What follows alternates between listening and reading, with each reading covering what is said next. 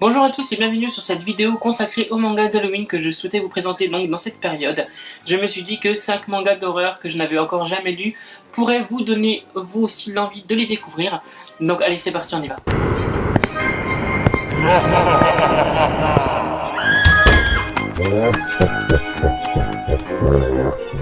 Concernant donc les mangas que j'ai lus, je vais vous parler de celui qui m'a le moins plu en soi. Il s'agit de World War Demon. Paru aux éditions Akata. Donc de quoi nous parle World War Demon? On suit donc Azuma, qui est cette petite jeune fille qui a un quotidien pas forcément facile. Elle se fait violer par son oncle, violentée par ses cousins, ou tout autre gamin d'ailleurs qui vit avec elle. Et on va dire qu'elle a vraiment une vie entre parenthèses de merde. Elle est plutôt blasée d'ailleurs de sa vie, ce que je peux comprendre en soi. Elle attend le retour de sa maman qui n'arrivera probablement jamais. Et elle a également donc un petit oiseau que l'un de ses cousins, enfants autour d'elle, va tuer. Voilà, juste pour lui faire du mal. Enfin, je veux dire, voilà, elle a vraiment un quotidien horrible et ça rajoute en plus qu'elle voit des choses que les gens ne voient pas. Donc ces petites choses, qui est un démon de l'univers, et en fait elle est missionnée avec d'autres enfants qui ont aussi une vie de merde d'ailleurs, de tuer donc ces fameux démons de l'univers. En fait c'est un peu comme Alice de l'autre côté du miroir, c'est qu'en fait il passe dans un monde parallèle pour tuer en fait ces démons. Alors je vois pas beaucoup l'intérêt, je trouve ça assez brouillon, les dessins j'ai trouvé assez brouillon d'ailleurs aussi. Alors je vais quand même essayer de vous montrer quelque chose de joli, mais c'est ça qui m'a en fait rebuté dans l'histoire. C'est pas le fait qu'elle passe d'un monde à l'autre qui m'a rebuté, parce que ça j'aime bien justement que le personnage change un tout petit peu d'univers, et là justement je trouvais ça sympa qu'Azuma, qui avait plein de problèmes dans sa vie réelle, passe d'un monde à l'autre. Ce qui m'a un peu dérangé, c'est vraiment les dessins, je les trouvais vraiment brouillons, et en plus de ça Azuma ne passe pas réellement en fait d'un monde à l'autre, puisque son corps reste dans le monde actuel. Si je comprends bien, c'est son âme, il me semble-t-il, qui part dans un monde parallèle. Et quelque part je me dis, l'oncle qui profite déjà d'elle quand elle est consciente, alors j'imagine même pas ce qu'il va lui faire quand elle sera inconsciente. Enfin bref, j'ai trouvé ça vraiment nul. C'est mon avis personnel, hein. Et pour le coup j'ai trouvé que les dessins retranscrivaient assez mal en fait l'histoire. J'aime bien quand le monde en question est bien travaillé. Là pour le coup on a beaucoup de fond blanc. Non quoi, voilà. Je démontre le manga peut-être, mais c'est vrai que moi de mon côté c'est pas vraiment ce que je recherche dans un manga. J'aime bien quand c'est bien dessiné. Donc après je le recommande à tous ceux qui aiment bien ce style de dessin. Moi personnellement c'est pas trop ma tasse de thé en soi. Je l'ai quand même lu parce que je trouvais qu'il était bien dans la période d'Halloween, mais c'est vrai que je ne continuerai pas la suite. Sur donc mes 5 découvertes, j'ai lu Jeux d'enfant, le tome 1. La série est terminée aux éditions Pika. Là par contre c'était une bonne découverte. Il nous parle de lycéens qui prennent donc leurs cours comme d'habitude. Sauf que lors de ce premier cours il va y avoir donc cette chose qui va sortir de la tête de leur professeur. Et il va s'installer donc sur une table et il va jouer au jeu 1, 2, 3 soleil. C'est-à-dire qu'on dit 1, 2, 3 soleil, on se retourne et les gens ne doivent plus bouger. Donc ils ont pour but de nous atteindre et donc de gagner. Donc, là c'est un peu le même principe, sauf que si cet objet là en fait se retourne et vous voit bouger, belle foutue, c'était tellement plus facile. Et pour le coup, donc j'ai trouvé ça sympa parce qu'en fait, tout au long de ce premier tome, on va suivre donc les lycéens essayant de se dépêtrer dans différents dilemmes. J'ai eu une assez bonne surprise à la fin de ce manga, puisque moi je pensais, au vu des pages de ce premier tome, que ça allait uniquement se concentrer sur le lycée, et en fait on apprenait à la fin du tome que ça se concentrait sur énormément de lycées et que ça a touché tout le Japon entier. Les dessins qui sont plutôt pas mal. C'est le fait justement que ça ne se concentre pas que sur un lycée mais tout le Japon, et que ça laissera un peu plus d'ampleur au manga lors des prochains tomes. Donc je vais continuer cette série pour sûr, elle est terminée de toute façon en 5 tomes. Alors, plus de dessins. Je vous avoue que si ce serait concentré que sur un lycée un peu à la King's Game, je n'aurais pas continué en fait le manga, parce que ce serait vu et déjà vu. J'attends vraiment de voir le tome 2. Je vous le recommande pour tous ceux qui sont fans donc du genre horreur. Cette vidéo y est consacrée. N'hésitez pas à essayer ce manga, que personnellement j'ai trouvé donc sur Amazon. J'ai également lu un one shot de chez Kiun qui a été une excellente surprise. Il s'agit de Ide Out. Donc comme vous le savez, un one shot veut dire donc un seul tome, et j'ai vraiment aimé cette histoire déjà par ses graphismes qui sont vraiment top.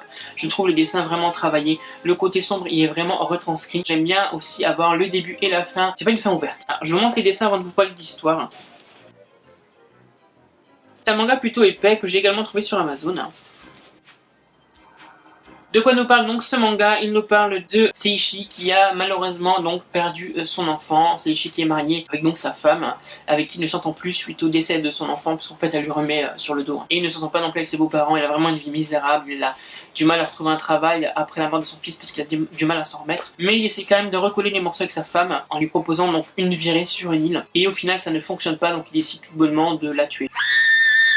Bah oui, hein, on fait rien le dimanche. Pourquoi pas, hein. Malheureusement donc là sa femme va s'enfuir dans une grotte, donc il va la suivre et il n'aurait en fait jamais dû, puisque dans cette grotte existent des personnes qui y vivent. Alors c'est un peu comme moi ça me fait un peu penser à la colline des yeux, un peu ces créatures un peu cannibales. Et en fait donc il va rentrer dans cette grotte où il va y avoir ces créatures, et les créatures donc vont kidnapper le jeune homme et donc sa femme. Tous les deux vont rester dans cette grotte et on va suivre donc la descente aux enfers de Seishi dans cette grotte.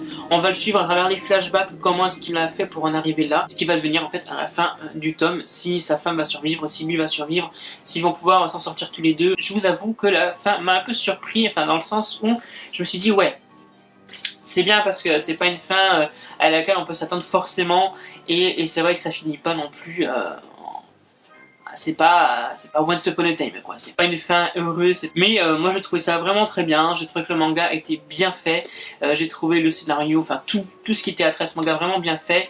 Je l'ai lu en plus de nuit, donc là je sentais vraiment l'ambiance un peu glauque de l'histoire. Le dessin me plaît énormément. Donc pour un one shot plutôt bien réussi, donc je vous recommande Ide Out. Donc aux éditions Kiwin, ce n'est pas un manga qui est sorti cette année, mais vous pouvez le retrouver et personnellement donc j'ai adoré. Pour le quatrième manga que je voulais vous présenter, ce n'est pas non plus une nouveauté cette année. Beaucoup de personnes connaissent ce manga, il s'agit de DeathTube.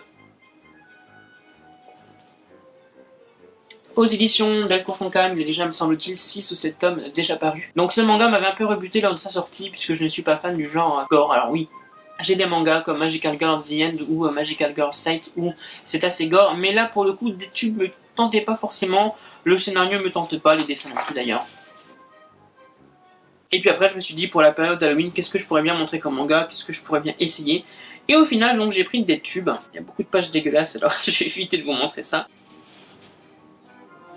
Je peux comprendre le point de vue de certains youtubeurs qui disaient justement que c'était trop crade, que voilà, c'était plutôt, il y avait beaucoup de scènes de sexe, enfin c'était pas forcément, c'est un peu what the fuck. Alors de quoi nous parle brièvement donc ce manga? Il nous parle de Tomohiro, qui est mandatée donc par cette jeune femme pour la suivre pendant 2 jours, donc la filmer dans ce quotidien, la filmer quand elle va aux toilettes, la filmer quand elle dort, quand elle couche avec quelqu'un, bref, la filmer.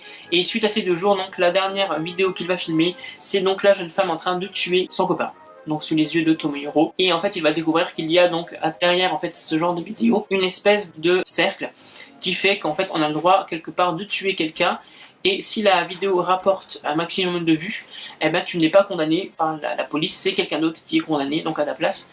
Donc ça te permet de faire les choses les plus dégueulasses qui soient et de t'en sortir. Alors ce que j'ai trouvé un peu intéressant dans ce manga, c'est justement que ça reflète quelque part notre société. C'est que parfois donc on est susceptible de regarder tout et n'importe quoi, qu'il y a ce genre de vidéos qui certainement existe déjà, donc c'est pas réellement une nouveauté. Pour moi j'ai trouvé ça vraiment intéressant sur le caractère un peu psychologique de la chose.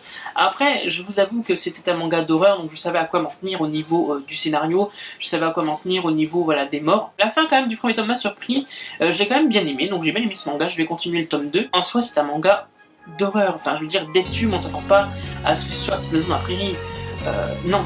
On sait qu'il y a des morts, on sait qu'il y a des morts dégueulasses, on sait qu'il y aura des boobs, parce que de toute façon dans les mangas d'horreur il y a toujours des boobs, tout le temps.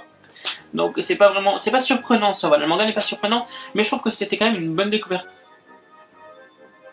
Après évidemment je ne conseille pas donc les mangas que je vous présente aujourd'hui aux plus jeunes, bien évidemment que non, hein, respectez bien l'âge, même si là, pour le lecteur averti, ce qui pour moi ne veut rien dire, donc là pour moi je donnerais donc interdit au moins de 16 ans quand même, parce que c'est quand même pas mal glauque et pas mal dégueulasse. Mais je vous le recommande si vous souhaitez donc passer quand même un bon moment. Moi j'ai trouvé que c'était assez divertissant, je serai pas aussi négatif sur cette série et je vais continuer donc le tome 2 que je vous présenterai certainement lors de mes prochaines vidéos. Le dernier tome donc que je n'ai pas lu, donc que je ne peux pas vous présenter, c'est L'école emportée, sorti donc chez Glénat, donc c'est également fini, enfin c'est déjà fini chez nous en tout cas, me semble-t-il, avec 5 tomes.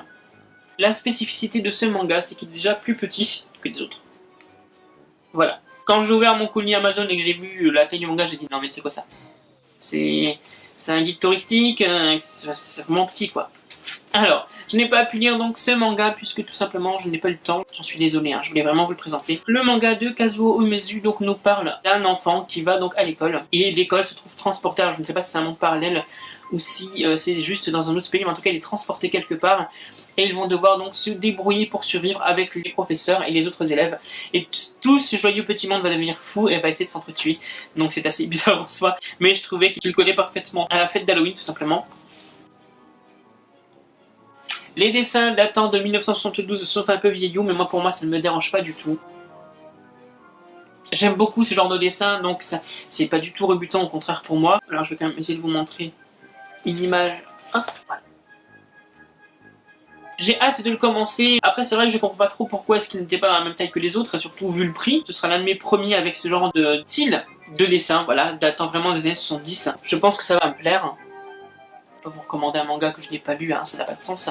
Mais voilà, pour tous ceux qui veulent se faire un avis, il y a donc des scans en ligne sur Google, donc n'hésitez surtout pas à aller les regarder. La description de l'auteur. Il a entamé la publication du manga en 1972. En 1975, il est distingué du prix Shogakukan